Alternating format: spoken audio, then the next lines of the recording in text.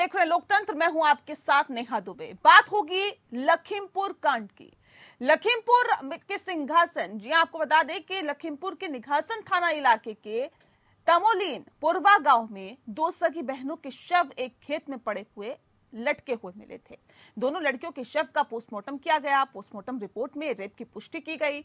घटना को लेकर साफ हो गया कि हत्या का मकसद रेप की घटना पर पर्दा डालना था। पुलिस ने इस मामले में बलात्कार, हत्या, घर में घुसकर मारपीट और पॉक्सो एक्ट के तहत मामला दर्ज कर लिया। मामले में सभी 6 आरोपी गिरफ्तार किए जा चुके हैं। घटना को लेकर सियासत भी तेज हो गई है। एक रिपोर्ट पर नजर डालें। आप पूरा समाज अगर चाहेंगे उठ के चलना, हम लोग लेके जाएंगे, मेरी जिम्मेदारी। उठा के ले गए हैं।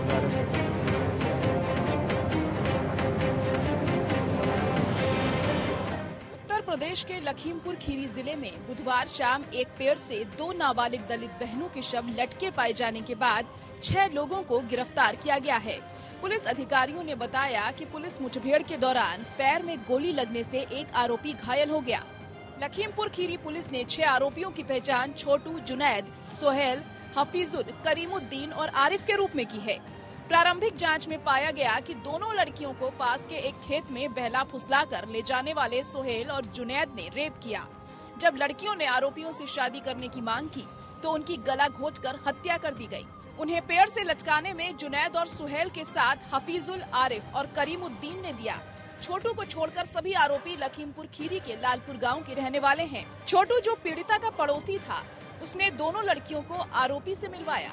आरोपियों के खिलाफ आईपीसी की धारा 302, 376 और पॉक्सो एक्ट के तहत मामला दर्ज किया गया है। लखनऊ से भी वरिष्ठ अधिकारी वहां मौके पे भेजे गए। त्वरित गति से अन्वेषण करते हुए इस केस की सभी पहलुओं को देखा गया। सारे फॉरेंसिक एविडेंसेस वहां कलेक्ट किए गए तथा 24 घंटे के अंदर ही सारे अभियुक्त, जिसमें से एक व्यक्ति नामजद था तथा 5 अन्य अभियुक्त इसमें गिरफ्तार किए गए हैं और उसमें एक अभियुक्त घायल भी हुआ है पुलिस कार्रवाई में। इस संबंध में पोस्टमार्टम की कार्रवाई पूर्ण की जा चुकी है। शव परिवारजनों को सौंपा जा चुका है। हालांकि मृतक बहनों के परिवार के सदस्यों का कहना है कि उनके शव देखे जाने से 3 घंटे पहले घर के बाहर से उनका अपहरण किया गया था। मृतक लड़कियों की मां ने इस मामले में बड़ा आरोप लगाया है। घटना की आंखों देखी बताते हुए मृतक लड़कियों की मां ने कहा कि वह लोग घर के बाहर बैठे थे। बेटियों को छोड़कर वह कुछ देर के लिए कपड़े डालने के लिए घर के अंदर गई थी। उसी समय 3 युवक बाइक से पहुंचे। लड़कियों की मां ने कहा कि तीनों में से 2 ने उनकी बेटियों को घसीटा, बाइक तक ले गए, लड़कियों को बैठाया और फरार हो गए। उन्होंने बताया कि तीनों लड़के रोज इस तरफ आते थे। महिला ने कहा कि बेटियों को बचाने के लिए वो दौड़ी लेकिन बचा नहीं पाई। हमारी बिटिया हमारा तर बैठा हम स्नान करता बाबूजी ऐसे बाहर बांधे, ऐसे बाहर में धोए रहन, ऐसे बांधे रहन और धोती धोए कहीं ऐसे डालन। और ये पहले तो गया काम के रोज आवत था, जावे जाए थे। कौन लोग थे, कहाँ से थे ये? लालपुर के रहे थे, फॉर्म के रोज आवत थी। उठा के लाए वहाँ से? हाँ, तो कहीं जब बेटी को हम विरोध लेके गए नहीं डारे अंदर, जब फरसा के आड़ फैन तैसे मंदा गन्ना बैठा है या कहीं वो लादी से पीली बनाने वाला या कहीं बिजली बनाने वाला और जो नीली बनाने पे होगा। उठा के ले गए हैं द्वारे पर से। दुश्मनी नहीं।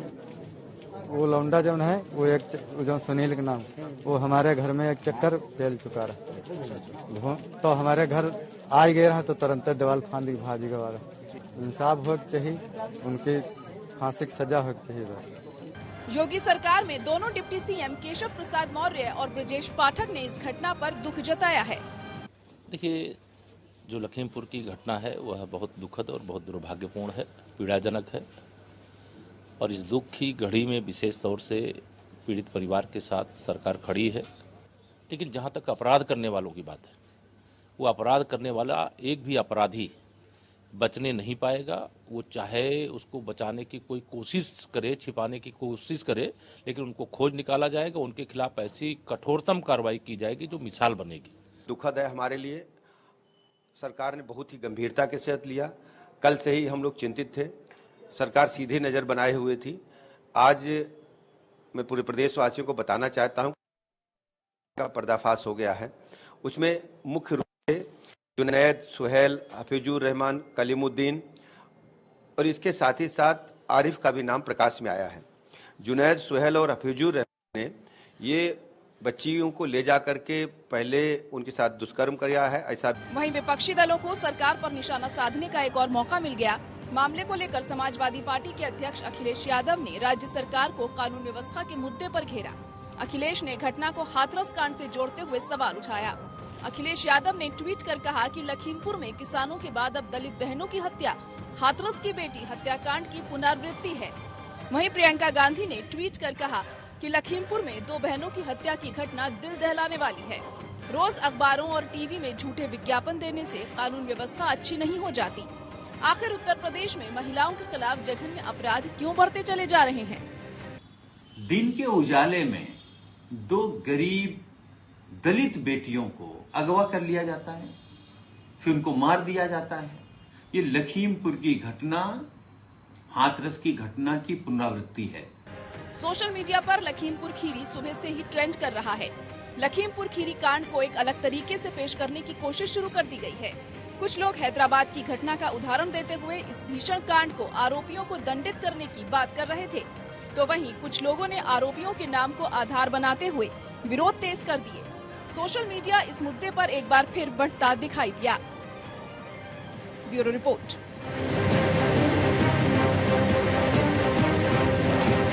आप पूरा समाज अगर चाहेंगे उठ के चलना, हम लोग लेके जाएंगे, मेरी जिम्मेदारी है। जिस गाड़ी में जाएंगे मेरी जिम्मेदारी है। लखीमपुर खीरी कांड जो मामला सामने आया है, जाहिर तौर पे अपने आप में कई सवाल खड़े करता है। सवाल इस बात को लेकर भी कि आखिर उत्तर प्रदेश में कानून व्यवस्था कहां पर है। सवाल इस बात को लेकर भी कि आखिर महिलाओं के प्रति, युवतियों के प्रति आखिर लोगों की सोच क्यों नहीं बदली है। सवाल इस बात के प्रति कि क्या आखिर खाकी का खौफ लोगों में नहीं रह गया है, कानून का खौफ लोगों में नहीं रह गया।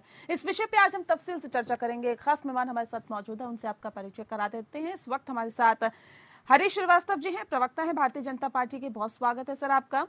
कीर्ति निधि पांडे जी हमारे साथ है, प्रवक्ता है सपा के। बहुत स्वागत है सर आपका भी। ओपी सागर जी हमारे साथ है, रिटायर्ड IPS है सर, बहुत स्वागत है आपका। और ऋचा सूद जी हमारे साथ है, सामाजिक कार्यकर्ता है। बहुत स्वागत है ऋचा जी आपका भी। इस खास कार्यक्रम की शुरुआत ऋचा जी आपके साथ ही करते हैं, क्योंकि महिलाओं के साथ, युवतियों के साथ जुड़ा हुआ मसला है और ये कोई पहला मामला नहीं है ऋचा जी। इससे पहले भी कई मामले हम देख चुके हैं। NCRB के आंकड़े ही बताते हैं कि उत्तर प्रदेश महिलाओं से रेप के मामले में दूसरे नंबर पर है, महिलाओं से आपराधिक घटनाओं के मामले में पहले नंबर पर है। और ये जो मामले आते हैं ये इसकी तस्दीक देते हैं। कैसे इसे देखती हैं आप? सबसे पहले तो मैं ये कहना चाहूंगी कि ये बहुत ज्यादा निंदनीय काम है। कानून का खौफ, कानून का डर, अनुशासन खत्म होता जा रहा है। जब योगी सरकार आई थी तो एक डर खौफ के माहौल बना था और ऐसी घटनाओं में कमी भी आई थी। ऐसा नहीं कह सकते कि कमी नहीं आई थी, लेकिन वो जो जोश पुलिस में आया था या जनता में आया था या अनुशासन की एक लहर आई थी, वो लहर अब फिर से मरती चली जा रही है। तो शायद दूसरी बार जब योगी जी जीते हैं तो उन्होंने शायद इस तरफ ध्यान नहीं दिया। अगर वो इस तरफ फिर से ध्यान देंगे तो मुझे पूरी उम्मीद है कि ऐसी घटनाओं में फिर से कमी आएगी। और उस परिवार के साथ मेरी पूरी संवेदनाएं हैं कि उन बच्चियों के साथ इतना दुष्कर्म हुआ और उनकी हत्या कर दी गई। जो माँ बाप हैं उनके बच्चे कभी लौटेंगे नहीं। तो सबसे बड़ी चीज है कि कानून का जब तक डर नहीं होगा, हमारे मन में अनुशासन नहीं होगा, हमारी शिक्षा में कानून को नहीं पढ़ाया जाएगा। एक कक्षा 6 से, मैं पहले भी कई बार कह चुकी हूँ और आपके चैनल के माध्यम से भी अपील करना चाहूंगी कि कक्षा 6 से आपने जैसे बताया कि धारा 302 और धारा 376 उन लड़कों पे लगा दी गई है, अपराधियों पे लगा दी गई है। तो ये धारा लगाना एक कानून का काम है, लेकिन इन धाराओं को यदि हम अपनी शिक्षा में कक्षा 6 से, कक्षा 7 से, हमारी जो सामाजिक शास्त्र की शिक्षा है उसमें कहीं थोड़ा सा भी इसे ऐड कर देंगे, जोड़ देंगे और पढ़ाएंगे कि इस अपराध की सजा ये होती है, इस अपराध की सजा ये होती है, तो बच्चों में वहीं से एक अनुशासन और डर बैठ जाएगा।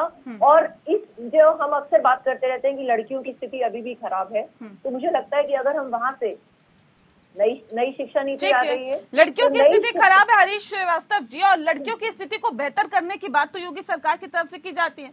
अभी ऋचा जी कह रही हैं कि क्या अभी वाकई जिस बात का जिक्र ये कर रही हैं, ढील दे दी गई है कि योगी सरकार की तरफ से कि इस तरह के मामले फिर सामने आने लगे, और जो एनसीआरबी के आंकड़े हैं सर, वो भी ये बता रहे हैं कि उत्तर प्रदेश में अपराध कम नहीं हुआ, तो फिर अपराधियों में कौन से खौफ की बात करते हैं आप लोग?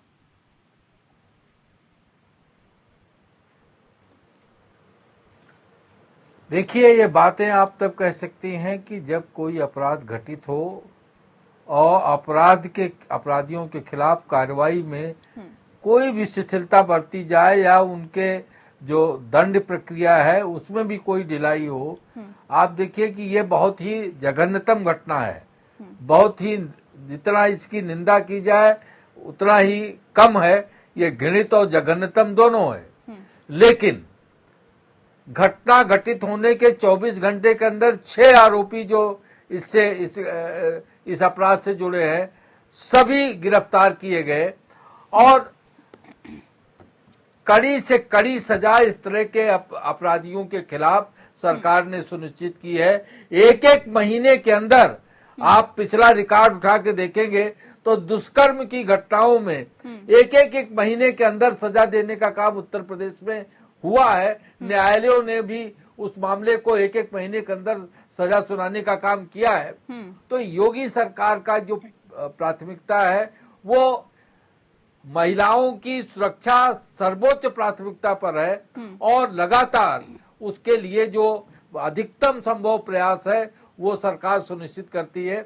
जहां तक रहा इस तरह के अपराध की घटित होने की बात, निश्चित रूप से ये बहुत ही जघन्यतम भी है और निंदनीय है, लेकिन कहीं न कहीं मुझे जो लगता है कि जो नैतिक आवरण था, जो मॉरल डिसिप्लिन था समाज का, वो कहीं न कहीं धीरे धीरे करके क्योंकि मॉरल टीचिंग, मॉरल जो नैतिक शिक्षा थी उसका जो पाठ्यक्रमों से पिछली सरकारों ने उसको हटाने का काम किया। जो इस तरह की शिक्षा थी जो बचपन से ही लोगों के मन में एक नैतिक आचरण करने, नैतिक चरित्र का निर्माण करने की दिशा में आगे ले जाती थी, उसमें कहीं न कहीं कोई पिछली सरकारों ने इन चीजों को हटाने के बाद जो कार्य किया उससे कहीं न कहीं कमी आई। और जिस तरह से आज ये इंटरनेट का प्रभाव बढ़ा है, कहीं न कहीं उसका भी बड़ा रोल मुझे लगता है कि जो ये इंटरनेट का प्रभाव के कारण जो लोग वजह क्या रही इसके पीछे सर, ये तो वाकई तलाशने की जरूरत है।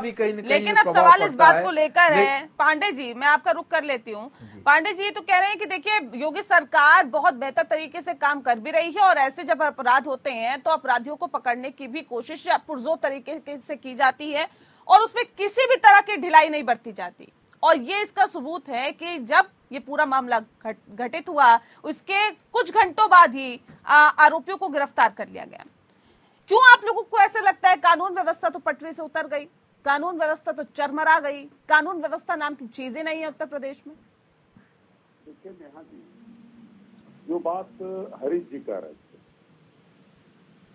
उनके बात का जवाब भी दूंगा, लेकिन उससे पहले लखीमपुर के अंदर जो घटना हुई उसकी जितनी निंदा की जाए उतनी कम जी। हमारी पार्टी का उस परिवार की तरफ से पैसी है। आज हमारे महिला सभा की राष्ट्रीय अध्यक्ष जी जूही सिंह जी के नेतृत्व में एक डेलीगेशन गया भी था उस परिवार से मिलने, और जो भी रिपोर्ट होगी, जो भी पीड़ा होगी उस परिवार की, वो राष्ट्रीय अध्यक्ष जी तक आएगा। 19 तारीख से सदन है, सदन में भी इस मामले को हम लोग रखेंगे। लेकिन सबसे महत्वपूर्ण सवाल है कि हरीश जी ने कहा कि नैतिक शिक्षा का पाठ्यक्रम पिछली सरकारों ने हटा दिया। 5 साल से उत्तर प्रदेश में इन्हीं की सरकार है और 7-8 साल से केंद्र में इनकी सरकार। तो अगर पिछली सरकार ने हटा दिया तो पिछले 5 सालों में उस नैतिक शिक्षा के पाठ्यक्रम को शामिल क्यों नहीं करा पाए? ये केवल चैनलों पे बैठ के उपदेश देने की बात नहीं है। इस तरीके की घटना समाज में अगर घट रही है तो ये किसी के लिए ठीक नहीं है। ये उत्तर प्रदेश को पूरे देश में कलंकित कर रहा है इस तरीके की घटना। इससे पहले हाथरस की घटना हो या प्रतापगढ़ की वो घटना जो एक माँ अपनी बेटी के न्याय मांगने के लिए गई थी थाने में, जिसकी बेटी का बलात्कार हुआ था और उस माँ के साथ विवाह के थानेदार ने दुष्कर्म कर दिया। ऐसी घटनाएं उत्तर प्रदेश की छवि को देश के अंदर खराब करती। ये सरकार ने पुलिसिया सुधार के नाम पर, महिला सुरक्षा के नाम पे किया क्या? जो 1090 हमने दिया उसकी भी व्यवस्था चौपट, जो डायल 100 दिया वो 112 कर दिया। नाम बदलने से कोई सुधार नहीं होना। और दूसरी बात, मैं कहना चाहता हूँ हाथरस के अंदर एक घटना हुई थी। हाथरस के अंदर भी एक दलित बेटी के साथ अन्याय हुआ था। उस वक्त भी वहां के डीएम और कप्तान का क्या व्यवहार था सबने देखा, आपके चैनलों पर भी चला था। और जिस तरीके से भारतीय जनता पार्टी के पूर्व विधायक उस वक्त एक बड़ी बैठक करके आरोपियों के पक्ष में खाप पंचायत कर रहे थे। एडीजी लॉ एंड ऑर्डर ने कहा कि उस बिटिया के साथ रेप हुआ ही नहीं, इतनी जिम्मेदार अफसर। और अगर इस तरीके से अपराधियों को बचाने का काम होगा, चिन्मयानंद जी पूर्व गृह राज्य मंत्री के खिलाफ जिस बिटिया ने आरोप लगाया, जिसके सोशल मीडिया पे तमाम सैकड़ों वीडियो वायरल हुए, वो बिटिया ही अगर जेल चली जाएगी तो फिर इस तरीके की घटनाएं समाज में घटती रहेंगी। और इस तरीके की घटनाओं को रोकना जितनी जिम्मेदारी सरकार की है उतनी हमारी है, उतनी आपकी है, उतनी ऋचा सूद जी की है, उतनी रिटायर्ड आईपीएस बैठे हैं, सबकी जिम्मेदारी है कि समाज में बेटियां सुरक्षित हों। एक रिपोर्टिंग तो बहुत तेज हुआ कि उत्तर प्रदेश के अंदर एनसीआरबी के आंकड़े आ गए, उत्तर प्रदेश दंगा मुक्त हो गया। एक प्लानिंग के तहत दंगा के कोई मुकदमे नहीं लिखे गए। ठीक है, नहीं दंगे पे बाद में बात करेंगे, लेकिन एक मिनट में मैं अपनी बात बताऊं। लेकिन उसी एनसीआरबी के आंकड़ों ने महिला उत्पीड़न के मामले में, महिला अत्याचार के मामले में उत्तर प्रदेश को नंबर 1 होने का खिताब दिया। दलित उत्पीड़न में उत्तर प्रदेश को नंबर 1 होने का खिताब दिया। बुजुर्गों के उत्पीड़न के मामले में उत्तर प्रदेश को नंबर 1 होने का खिताब दिया। इसमें सरकार को विचार करने की जरूरत है और अपराधियों के खिलाफ कार्रवाई करके एक नजीर पेश करने की जरूरत है। पिछले रिकॉर्ड पे भी तो जाने की जरूरत है ना सर, पिछले रिकॉर्ड पे भी तो जाने की जरूरत है कि पिछला रिकॉर्ड क्या था, वो भी तो सोचने की जरूरत है। लेकिन एक मैं ओपी राजभर, एक सेकंड, मैं ओपी सागर जी का रुख करूं, उससे पहले हरीश श्रीवास्तव जी एक सवाल का जवाब और दे दीजिए कि जो पीड़िता की मां है, जो मृतका की मां है, वो साफ तौर पे ये कह रही हैं कि देखिए हमारे सामने ही बाइक आई, रुकी और युवती को खींचकर वो ले गए। इतने बेखौफ हो गए हैं क्या अब जो लोग हैं, जो गुंडे हैं, जो दंगाई है, जो इस तरह के कृत्य करते हैं, इतने बेखौफ हो गए उत्तर प्रदेश में? हरीश जी। नहीं, देखिए ये जो पूरा मसला है, पूरा ये जो मसला है, इस पे जो भी इसके तथ्य होंगे और जो भी दोषी होंगे उनके खिलाफ तो कार्रवाई सरकार कर ही रही है। लेकिन ये कि किस तरह से वो खींच करके ले गए और उन परिवार ने प्रतिवाद नहीं किया या उनको चेंज नहीं किया गया, इन सारे मसलों पर, सारे प्रकरण पर इसके तथ्य सामने आएंगे कि आखिर क्या ऐसी स्थिति थी। गांव में मान लीजिए उस परिवार के पास मोटरसाइकिल नहीं थी, गांव में और भी लोग रहते हैं, तो क्या किसी ने भी प्रतिरोध नहीं किया? और वो जो इतने इस मामले में, तो ये सारा जो विषय है धीरे धीरे निकल करके सारा सच सामने आएगा। जहां तक सवाल है कि अपराधियों के खिलाफ कार्रवाई का रिकॉर्ड, मुझे लगता है उत्तर प्रदेश में, हमारे समाजवादी पार्टी के मित्र बोल रहे थे, मैं तो ये कहूंगा कि समाजवादी पार्टी कार्यकाल में तो कबीना मंत्री जिनके ऊपर पाक्सो लगा था, उनको माननीय मुख्यमंत्री, तत्कालीन माननीय मुख्यमंत्री उनको साथ लेके अपने हवाई जहाज में घूमते थे और उनके साथ डाइस शेयर कर रहे थे। योगी सरकार में वो आईएएस रहा हो, आईपीएस रहा हो, वो पीसीएस रहा हो, वो कोई भी अधिकारी रहा हो, जेल जाने से नहीं बचा और उसके खिलाफ कार्रवाई होने में कोई सरकार ने हिचक नहीं की। योगी सरकार का इकबाल ये है कि जिस तरह से वो आम हो या खास हो, किसी को भी बख्शा नहीं गया अगर उसके खिलाफ कोई आपराधिक मामले आए।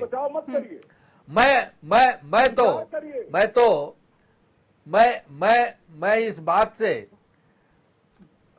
बात के समाजवादी पार्टी के मित्र को उनसे ये कहता हूं कि उनके पास कोई मॉडल हो कि जिसमें इस तरह की घटनाएं पूरी तरह से रुक सकती हूं, तो वो पेश करें। समाजवादी पार्टी को क्या है, वो नेता आपने हथियार डाल दिए, आप कंट्रोल नहीं कर पा रहे हैं, आप कानून व्यवस्था को बेहतर नहीं कर पा रहे हैं। सरकार हमारे आईपीएस अफसर विदेशों से, अरे आप सुनिए तो सरकार ने तो अपराधियों के बुलडोजर चलवाए ऐसे अपराधियों के घरों पे बुलडोजर कहाँ पे खौफ है, बुलडोजर कहाँ भेज खौफ है करके अपराधियों में? बताइए ना, अगर इस तरह के मामले सामने आ रहे हैं उनको तो सजा खौफ दिला कहाँ पर है? तो नहीं, आप मुझे बताइए ना कि नहीं, आप मुझे बताइए कोई वो मॉडल पेश करे। योगी सरकार ने तो इन अपराधियों के घरों को बुलडोज करा दिया, इनकी प्रॉपर्टी कुरकरा दी और उनके खिलाफ जो कड़ी धाराएं हैं, गैंगस्टर हुआ, उनके खिलाफ NSA हुआ, सभी धाराओं में उनके खिलाफ मुकदमे दर्ज किए गए। तो वही मॉडल किसी के पास हो, वो पेश करे। सरकार जरा सा भी संकोच नहीं करेगी उस मॉडल को लागू करने में, जिसमें इस तरह के अपराधों पे पूरी तरह से रोक लग सके।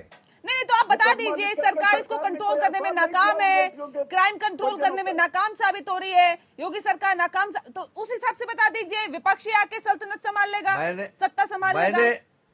सुनिए, देखिए, सल्तनत नहीं, हम जो कह रहे हैं उसको समझने की कोशिश कीजिए।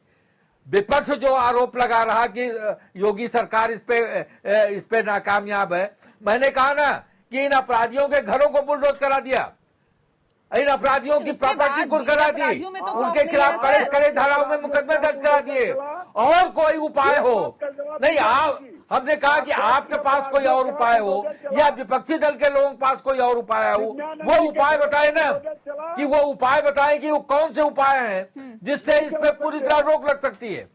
आप ही सजेस्ट कीजिए कि ये उपाय और करने चाहिए सरकार को। सरकार उसको अपनाने में और उसको क्रियान्वित करने में जरा सा संकोच नहीं करेगी। ठीक है ओपी सागर जी, ऐसे कौन से उपाय हैं जिससे इस तरह के मामलों पर रोक लगाई जा सकती है, कंट्रोल किया जा सकता है? नेहा जी देखिए, जैसा पहले वक्ता भी कह रहे हैं कि जब तक सामाजिक हमारा दबाव नहीं बनेगा, और देखिए पुलिस का इसमें जितना रोल होना चाहिए वहाँ भी कमियां हैं। पुलिस को तुरंत अपराध पंजीकृत करना चाहिए, तुरंत कार्रवाई करनी चाहिए, लेकिन इसके अलावा दूसरी चीज जो है वो ये है कि हमें न्याय तुरंत दिलाना चाहिए, और उसमें जो हमारी अदालतों का है बड़ा अहम रोल है।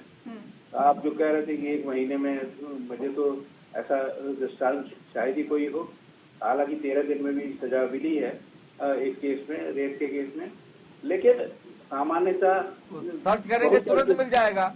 बुंदेलखंड की एक अदालत ने 25 दिन के अंदर, महीने भर के अंदर सजा सुनाई थी। अरे इस मामले में जानता हूँ इस तरह और केसेस, लेकिन आप देखिए निर्भया जैसे कांड को 8 साल लग गए, बहुत सारे और केसेस को सालों साल लग गए, अभी चलिए कितने तो पेंडिंग है। इसमें सरकार की नाकामी है, ये न्यायिक व्यवस्था को और सुदृढ़ करने की जरूरत है। ये थोड़ा सा स्पेसिफिक कीजिए ना।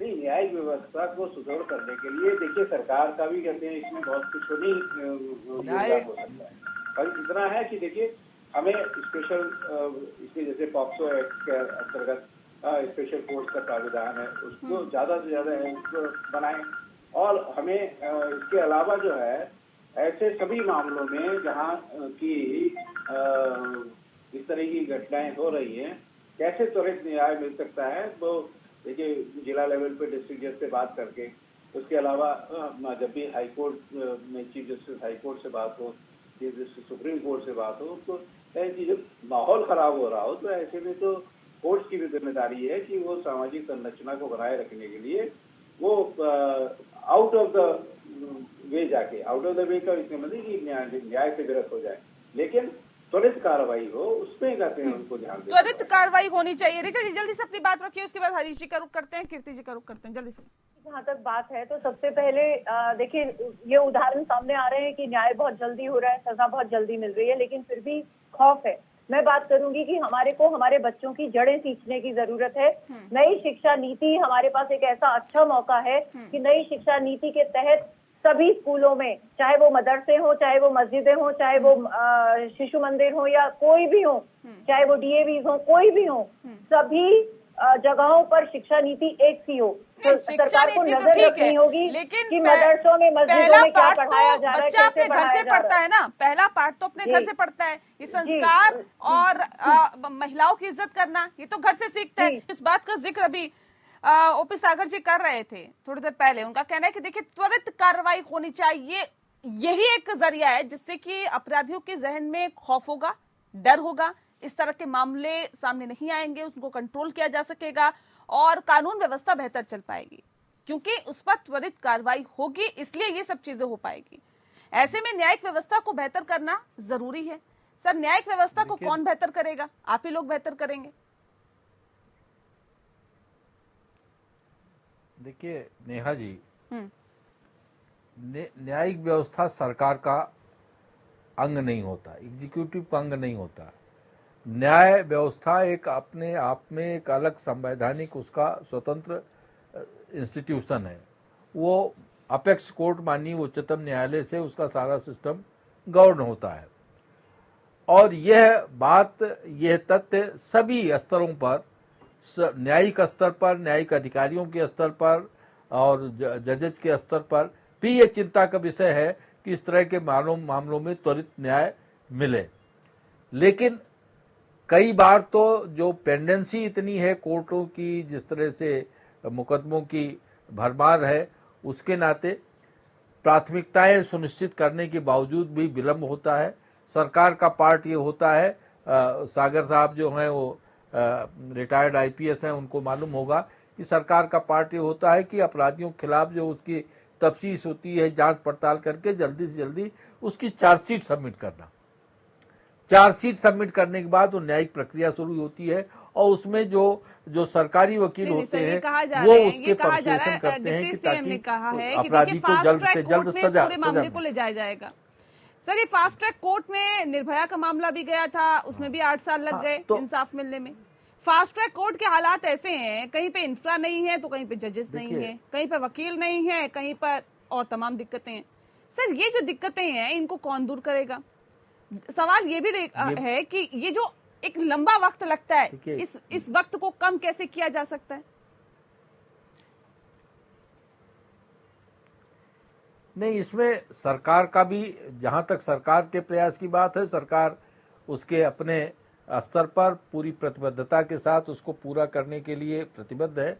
जो न्यायिक प्रक्रिया की बात है, ये न्यायालय को तय करना है। और न्यायालय की प्रक्रिया में जैसे आपने बताया कि निर्भया के मामले में, ठीक, बिल्कुल ठीक कह रही हैं। लेकिन आप ये देखिए कि जो न्यायिक प्रक्रिया है वो आतंकवादियों तक के फांसी की सजा होने के बावजूद भी रात रात भर बैठी रही कोर्ट, कि ताकि किसी को ये कहने का मौका न मिले कि साहब हमारी प्रेयर को नहीं सुना गया। तो ये जो न्याय की प्रक्रिया है, न्याय का भी ये पक्ष रहता है कि किसी को इस बात का मौका नहीं मिलना चाहिए कि बिना उसके सारे मसलों को, पक्ष को सुने हुए और न्याय दे दिया गया, उस पे किसी को उंगली उठाने का मौका न रहे, ये न्यायालय का पक्ष रहता है। इन कारण ये डिले पे डिले होता है। ये बात अवश्य है कि अगर ये त्वरित न्याय हो तो निश्चित रूप से ये एक जो अपराधियों के मन में भय है वो ज्यादा प्रबल अपान करेगा। लेकिन जहां तक जो वर्तमान में देखा जा रहा है कि जिस तरह से अपराध की प्रवृत्ति में, उसके नेचर में फर्क आया है, वो भी एक सबके लिए चिंता का विषय है। इसमें पक्ष विपक्ष, सरकार और उसकी बात नहीं है, ये समाज की भी चिंता का विषय है, बड़ा विषय है कि आखिर इस तरह की प्रवृत्तियां क्यों पनप रही हैं। आजकल छोटे छोटे बच्चे, आए दिन ये घटनाएं सुनने में मीडिया के माध्यमों से आती है कि 8वीं 9वीं दर्जे का बच्चा पिस्तौल, रिवॉल्वर बैग में लेके रख गया और कहीं टीचर ने डांटा था उसको गोली मार दी, कहीं अपने मित्र दोस्त से झगड़ा हुआ था उसको गोली, इस तरह की भी घटनाएं आ रही हैं।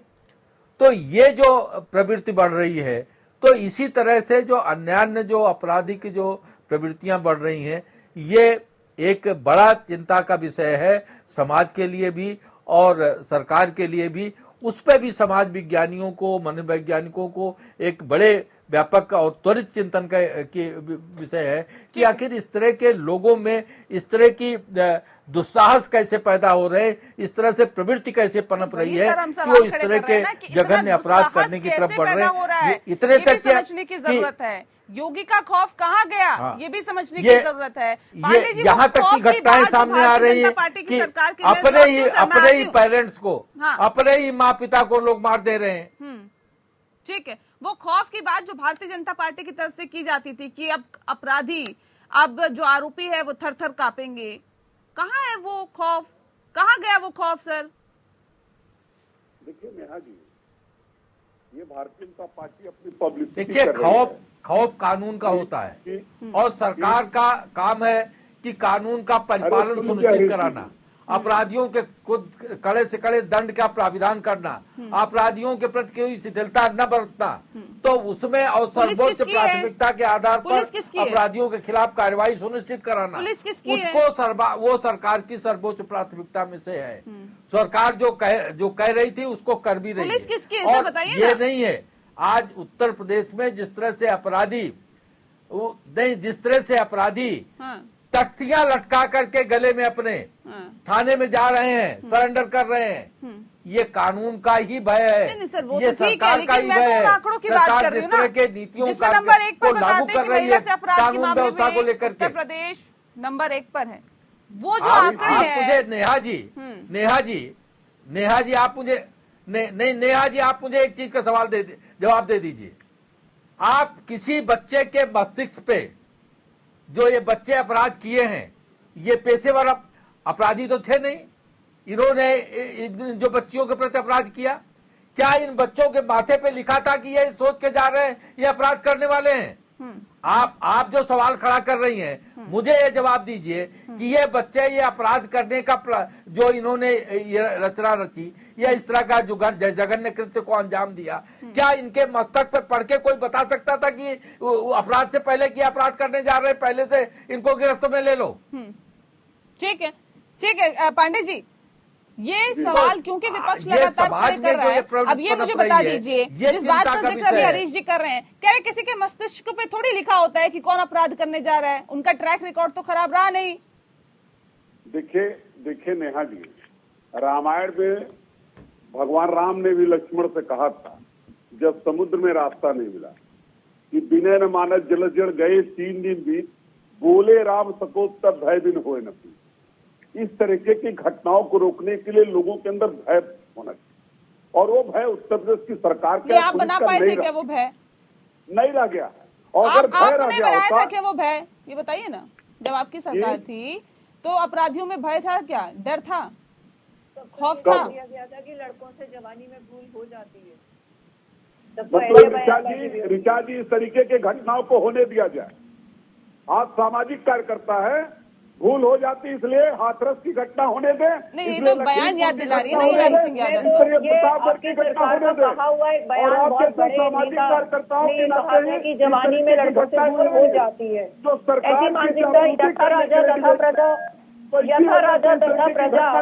तब तो बहुत ज्यादा अपराध हो सकते हैं। 7 साल से उत्तर प्रदेश से भारतीय जनता पार्टी की सरकार भारत की चल रही है, और 5 साल से ऊपर ऋचा जी बता रही है कि जिनके घर खुद शीशे के होते हैं वो दूसरों के घरों पे पत्थर नहीं फेंका करते। देखिए नेहा जी, इसका मतलब घटना होने दिया गया, विपक्ष ये कौन कह रहा है सर, ये कौन कह रहा है? मेरा कहने का मतलब ये नहीं है, ये एक मानसिकता की यथा राजा तथा प्रजा, और राजा की मानसिकता ये तो आगे प्रजा क्या करे? सरकार पार्शियलिटी करती है। अपराध में विवेक तिवारी की हत्या होती है, एनकाउंटर कर देती है पुलिस, तो उनके पत्नी को नौकरी देती है। मनीष गुप्ता की गोरखपुर में पुलिस हत्या कर देती है, उनके पत्नी को नौकरी मिलता। लेकिन हाथरस की 2 बेटी के साथ अन्याय होता है, उसके परिवार को सरकार ने न तो आर्थिक मदद दिया न तो सरकारी मदद दिया। 2 महीने पहले माननीय हाईकोर्ट ने कहा है कि उसके परिवार को भी एक सरकारी नौकरी उत्तर सरकार उपलब्ध कराए। हरीश जी को बताना चाहिए इसके लिए, ये भी बताना चाहिए कि लखीमपुर में उस पीड़ित परिवार के साथ सरकार की क्या मदद होगी, क्योंकि सरकार जब पार्शियलिटी करेगी, अगर लखनऊ में विवेक तिवारी के साथ अन्याय हुआ तो उसकी पत्नी को सरकार ने मदद किया, मनीष गुप्ता के साथ अन्याय हुआ तो उसकी पत्नी को मदद हुआ, तो क्या हाथरस के पीड़ित परिवार की मदद नहीं होनी चाहिए?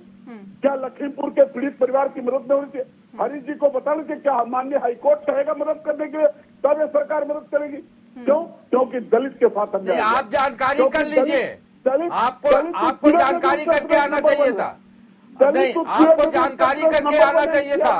हाथरस के भी पीड़ित परिवार को सरकार मदद कर रही है और लखीमपुर के भी पीड़ित परिवार को सरकार मदद दे रही है, आर्थिक भी मदद दे रही है और नौकरी भी दे रही है।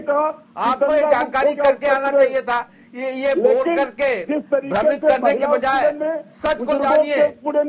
दलितों के उत्पीड़न में सरकार नंबर 1 है। मैं तो पूछता हूँ हरीश जी ने, कह रहे दलितों के ऊपर अत्याचार करने में सरकार नंबर 1 है। हरीश जी नहीं, हरीश जी अभी पूरा जो मामला है वो धर्म और जाति के साथ जोड़ा जा रहा है। देखिए हरीश जी, देखिए ये जो है ये मैंने कहा ना कि ये बोगस आरोप है, तथ्य से परे आरोप है। सरकार, उत्तर प्रदेश की योगी सरकार जन जन के प्रति, आम और खास सबके प्रति पूरी संवेदनशीलता के साथ खड़ी है। भारतीय जनता पार्टी की सरकार के लिए न कोई दलित है, न कोई सवर्ण है, न विवर्ण है, न कोई बैकवर्ड है। भारतीय जनता पार्टी के लिए, भारतीय जनता पार्टी की योगी सरकार के लिए एक सम्मानित नागरिक है, हर व्यक्ति एक सम्मानित नागरिक है और उसके साथ जो सरकार की कर्तव्य निष्ठा है वो पूरी तरह सचेतता के साथ खड़ी सरकार। समाजवादी पार्टी के लोगों का एक ही काम रह गया है कि केवल भ्रम फैलाना। समाजवादी पार्टी के लोगों का एक ही मतलब रह गया है, केवल भ्रम फैलाना। और इनके मुखिया क्या कहते हैं और इनके सरकार में क्या होता रहा, ये सब भूल गए। किस तरह से अपराधियों के संरक्षण के लिए खड़े रहते हैं, ये भूल गए। इनसे पूछ लीजिए इन्होंने क्या मदद किया उस पीड़ित परिवार की। क्या किसी को सरकारी नौकरी दिया? क्या कुछ आर्थिक मदद किया? और मैं कह रहा हूं कि मैं हाईकोर्ट की कॉपी के ऑर्डर की कॉपी कहिएगा तो नेहा जी आपको भी, आपके चैनल को भी और हरीश जी को भी व्हाट्सएप कर दूंगा। ठीक है, बाकायदा डायरेक्शन है। ठीक है, ठीक है। कि उस पीड़ित परिवार के किसी आदमी को एक सरकारी नौकरी दिया। मैंने कहा ना, फिर से मैंने कहा कि जरा फिर से सच की जानकारी कर लीजिए। लखीमपुर की परिवार के लिए भी सरकार ने आर्थिक मदद भी और सरकारी नौकरी की भी घोषणा की है और हाथरस के लिए भी सरकार ने किया है। तो ये भ्रमित करने का काम छोड़िए और नौकरी दिया आपने। और ये विपक्ष का काम केवल नकारात्मक आलोचना नहीं है, नहीं केवल नकारात्मक आलोचना नहीं है। समाजवादी पार्टी तो अपराधियों का संरक्षण करती रहेगी, माफियाओं का संरक्षण करती रहेगी और आपके पांडे जी जो कहते थे कोर्ट को बोलने की नौबत क्यों आई? आप अपनी सक्रियता नहीं दिखा रहे हैं। उत्तर प्रदेश में विपक्ष कहाँ है? इस तरह के अपराध क्यों सरकार को जगाने का काम नहीं किया? नेहा जी, कल विपक्ष का धरना था, हम लोगों को, हमारे विधायकों को हाउस अरेस्ट किया गया, हमारे विधायकों को घरों में कैद किया गया, कार्यालय से निकलने नहीं दिया गया। आज भी कार्यालय को पुलिस छावनी में तब्दील रखा गया लखनऊ के।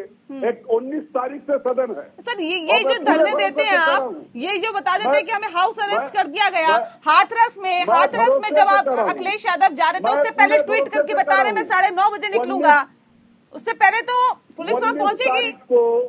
19 तारीख को देखिए, अगर मैं बिना बताए हमारे राष्ट्रीय अध्यक्ष चले जाएंगे तो सरकार कहेगी सुरक्षा की जिम्मेदारी मेरी नहीं, कोई दुर्घटना होगा तो मेरी जिम्मेदारी नहीं। वीआईपी का मूवमेंट बिना बताए नहीं होता, डीजीपी को बताना पड़ता है।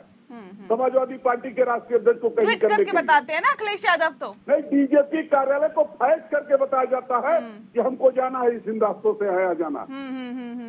सुरक्षा के दृष्टिकोण से मजबूरी है बताना। ओपी सागर जी, मैं आपका रुख कर लेती हूँ क्योंकि जिस बात का जिक्र अभी हरीश जी कर रहे थे, हरीश श्रीवास्तव जी, वो कह रहे हैं कि देखिए किसी भी व्यक्ति के ऊपर लिखा नहीं हुआ कि वो अब अपराध करने जा रहा है। कैसे ये पता लगाएगी पुलिस? और क्या ये पुलिस की नाकामी है? क्या ये कानून व्यवस्था खराब होने की बात यहाँ पर कही जा सकती है क्या?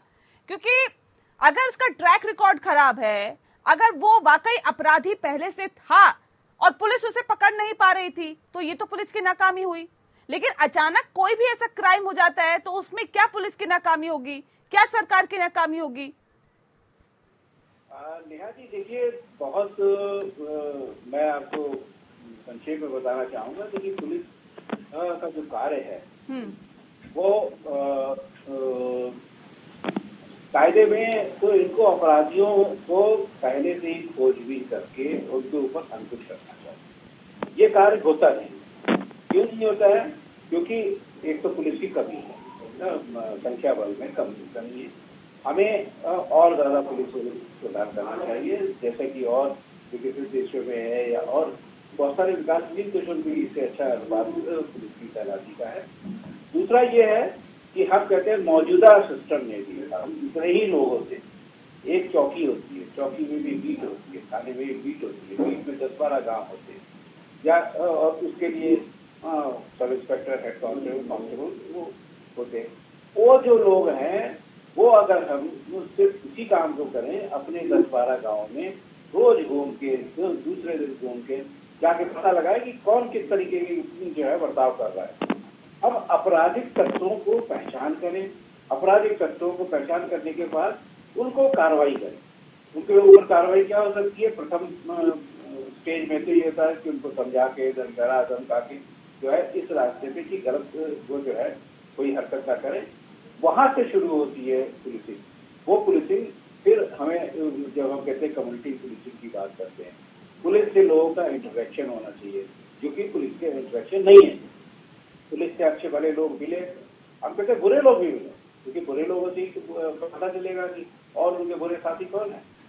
ये कार्रवाई ना होने की वजह से क्या होता है कि पुलिस दूर रहती है, और जब जाती है तो अपना नशे शुरू जो है वो दिखाती है कॉलोनियल पुलिस की तरह।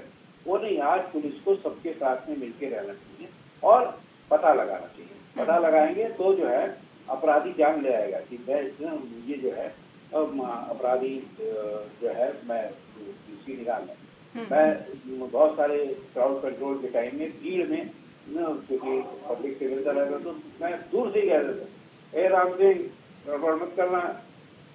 तो क्या होता था, तो सजा हो गया, एक आध को और नाम ले लिया जिसको जानते हैं। तो होता क्या है कि अगर वो सक्रिय है उसको हम जानते हैं तो उसको जो है नियंत्रण करना बहुत आसान है। यही अपराध के विषय है। यदि कोई व्यक्ति, ये लड़के जो है नहीं कह रहे हैं कि उनके वाक्य थोड़ी लिखा हुआ है, और कैसे उसको पहचानेंगे? नई उम्र के लड़के, आजकल माहौल खराब है, सामाजिक संरचना जो है उसकी मैं बात करता हूँ वो खराब है। माता पिता का, भाई बहनों का, बड़े का, छोटे का कोई लिहाज ही नहीं रह गया। टीचर्स का भी जो है इसमें कोई कंट्रीब्यूशन नहीं रह गया। तो सारा काम पुलिस को सौंप दिया, ये भी ठीक नहीं है। सारा काम जुडिशरी को सौंपा जाए, ये भी ठीक नहीं है। जुडिशियल सिस्टम में भी अपनी जो है उनकी मजबूरियां हैं, उनके बाद भी संख्या कम है। लेकिन ऐसे मामलों को जो कि बहुत हाईलाइट होते हैं, समाज के लिए बहुत ही चिंता का विषय है, इसको क्यों नहीं कहते हैं पॉक्सो एक्ट में जो है फास्ट एक्ट कोर्ट बन जाए, तुरंत जो है निर्णय हो। तो पुलिस को भी बहुत अच्छी एविडेंस के साथ में बहुत जल्दी इन्वेस्टिगेशन कंक्लूड करनी चाहिए, कंप्लीट करनी चाहिए। ये न करना जो है पुलिस की अपनी मजबूरियां हैं, लेकिन मजबूरी होते हुए भी ये काम आसानी से हो सकता है। हमने किया है और यह है कि पुलिस अभी भी कर रही है। देखिए, एक बात तो सागर साहब की ठीक है कि जो पुलिस का जो काम है कि वो ऐसे लोगों पे नजर रखे, लेकिन आज की जिस तरह का टेक्नोलॉजी हो गई है, जिस तरह की सामाजिक परिस्थितियां हो गई हैं, अगर कोई वांछित नहीं है किसी अपराध में और उस पे अगर पुलिस से उसको पूछताछ भी करती या, तो इतने तरह के दबाव बनते हैं। लोग आए दिन आरोप लगाए रहते हैं, सरकार के ऊपर भी आरोप लगाते हैं, पुलिस प्रशासन के ऊपर भी आरोप लगाते हैं, जिला प्रशासन के ऊपर भी आरोप लगाते हैं। तो यह बड़ा मुश्किल होता है कि अगर वो सरफेस्ड है, किसी मामले में वांछित रहा हो, तब तो उसको ट्रैक करना और उसको वो करना वो तो एक मुनासिब है। लेकिन अनटिल अनलेस वो किसी मामले में वांछित नहीं है। अब बताइए, जो बच्चे स्कूल जा रहे हैं, छोटे बच्चे 6th 7th 8th क्लास के बच्चे, और वो अपराध कर दे रहे हैं, तो उसमें कोई पुलिस वाला, कोई पुलिस का कांस्टेबल कैसे उनके मनोभावों को भाप सकता है? या इस तरह के जो भी अपराध होने हैं, इस तरह की चीजें जो सामने आ रही हैं, यह निश्चित रूप से सरकार के लिए बहुत चिंता की विषय है और समाज के लिए भी चिंता का विषय है और एक बड़ी परेशानी का सबब है।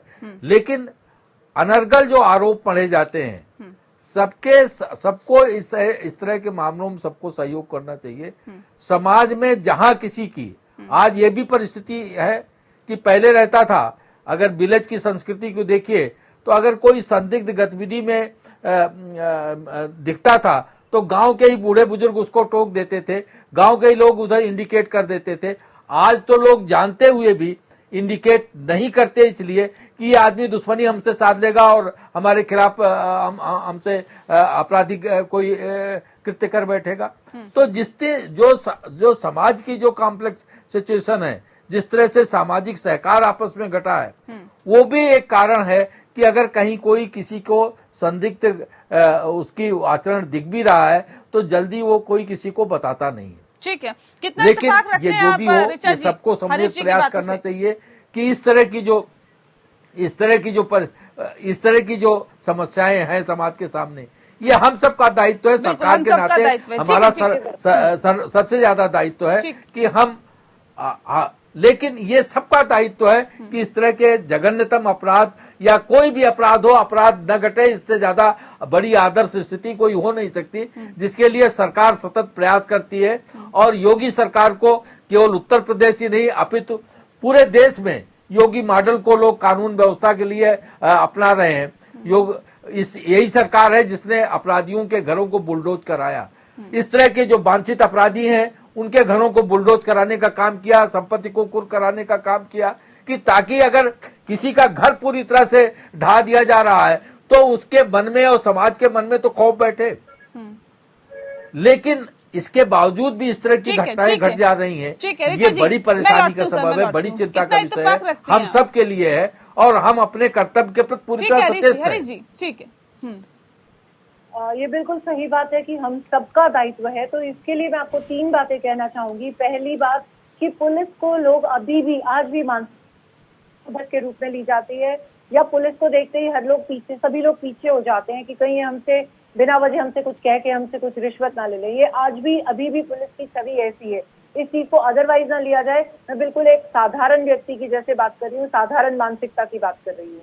दूसरा, जो आईओज होते हैं ऐसे मामलों में, जो उन मामलों की बिल्कुल पहली जांच, प्राथमिकी जो जांच कर रहे होते हैं, वो बहुत बड़ी बड़ी रिश्वतों की डिमांड करते हैं। तो इन चीजों को भी जो आला अफसर हैं वो इन चीजों को बहुत ध्यान से ऑब्जर्व भी करवाएं और इन चीजों को ऊपर नजर भी रखें। दूसरी बात मैं ये कहना चाहूंगी, एक बहुत अच्छी बात सागर जी ने कही कि पुलिस लोगों से मिले और उनसे बातचीत करे, तो ये बहुत अच्छी बात है, ये बहुत एक बड़ा कदम भी होगा। लेकिन अक्सर देखने में आता है कि 1.5 से 2 महीने में पुलिस वालों की ट्रांसफर हो जाती है। जब तक आप एक मोहल्ले या एक चौकी के लोगों को जानकारी आपकी होनी चाहिए, जितनी जानकारी आप रख सकते हैं, उससे पहले आपके उस इंस्पेक्टर या जो सब इंस्पेक्टर है या चौकी इंचार्ज है उनकी ट्रांसफर हो जाती है। और तीसरी बात, हम सबकी जिम्मेदारी ये है कि हम जो माता पिता हैं वो अपने बच्चों के संस्कारों में, अपने बच्चों की शिक्षा में इन चीजों को एक जैसे कहते हैं घुट्टी पिला के डालें कि कानून है और कानून पाप की सजा ये तो ठीक है, ये तो ठीक है, लेकिन महिलाओं का सम्मान कैसे करना है और महिलाओं के प्रति किस तरह का भाव रखना है, ये भी एक कहीं ना कहीं समझाने की बच्चों को जरूरत है। और सवाल इस बात को लेकर भी ऋचा जी कि आखिर क्या वजह इसके पीछे मानती हैं आप? देखिए, इसमें कोई राजनीति करने वाली बात नहीं है, इसमें कोई दोषारोपण करने वाली बात नहीं है कि मौजूदा सरकार को हम कटघरे में खड़ा करें। जितने कठिन सवाल हम पूछ सकते थे हमने हरीश श्रीवास्तव जी से पूछे, लेकिन अब सवाल इस बात को लेकर है कि लोगों की मानसिकता में कैसे बदलाव आएगा, कैसे उनकी सोच में बदलाव आएगा और ये कितना जरूरी है? देखिए, सबसे पहले तो घरों से ही ये चीज, नैतिक शिक्षा की जो शुरुआत है वो माँ बाप करें, बहनें करें, बहनें अपने भाइयों को सुधारें और जो माँ बाप हैं वो लड़कों को लड़कियों की तरह से पालें और लड़कियों को लड़कों की तरह से पालें। तब जाकर के ये नहीं कि सिर्फ लड़की एक किचन का काम कर रही है, अगर लड़का भी किचन में काम करेगा तो उसकी मानसिकता डेफिनेटली बदलेगी। तो लड़के और लड़कियों के बराबर अधिकारों की, लड़कियां आधी आबादी हैं, महिलाएं आधी आबादी हैं, तो उस आधी आबादी को उतना ही सम्मान पहले घर से शुरुआत होगी, तब जाके हमारी मानसिकता बदल सकती है, नहीं तो ये मानसिकता कभी भी नहीं बदल सकती। लड़कियों को लड़कों की तरह पालें, लोगों की मानसिकता बदलेगी और ये पाठ घर से ही शुरू होगा कि महिलाओं का सम्मान कैसे करना है, लड़कियों का सम्मान कैसे करना है। शिक्षा नीति में भी हमें बदलाव लाने की जरूरत है। शिक्षा नीति में हमें छोटी क्लासेस से ही कुछ न कुछ कानून की बातें सिखाने की बहुत जरूरत है, ताकि कानून का डर, कानून का अनुशासन, जब बच्चा परिपक्व हो रहा है, परिपक्वता की तरफ बढ़ रहा है, उस समय भी बच्चे के दिमाग में इस चीज का डर होना चाहिए कि अगर मुझसे ये गलती हो भी जाती है, या मैं ऐसा करने की भी सोचता हूँ, या मैं ये कर देता हूँ, तो मेरी सजा ये होगी। जब तक ये बातें हमारे बच्चों के दिमाग में नहीं बैठेगी, तब तक हम किसी को भी दोष देते रहे, ये चीजें ठीक नहीं हो सकती। ऐसे ही सब कुछ हम दोषारोपण करके हम इस राजनीति और उस राजनीति और उस सरकार पे दोष लगाते रहेंगे, लेकिन हमें जड़ों से चीजों को ठीक करने की जरूरत है। मानसिकता में बदलाव की जरूरत है, और ये बदलाव जाहिर तौर पे आप घर से ही दे सकते हैं। इसलिए हम इसी उम्मीद के साथ कोशिश ये करते हैं और इसी उम्मीद के साथ इस खास कार्यक्रम की समाप्ति करते हैं कि फिर से इस तरह के मामले सामने नहीं आएंगे, फिर से हम कम से कम ऐसे विषय पर डिबेट नहीं करेंगे। बहुत शुक्रिया आप सभी मेहमानों का हमारे साथ इस खास चर्चा में शामिल होने के लिए। लोकतंत्र में इतना ही। नमस्कार।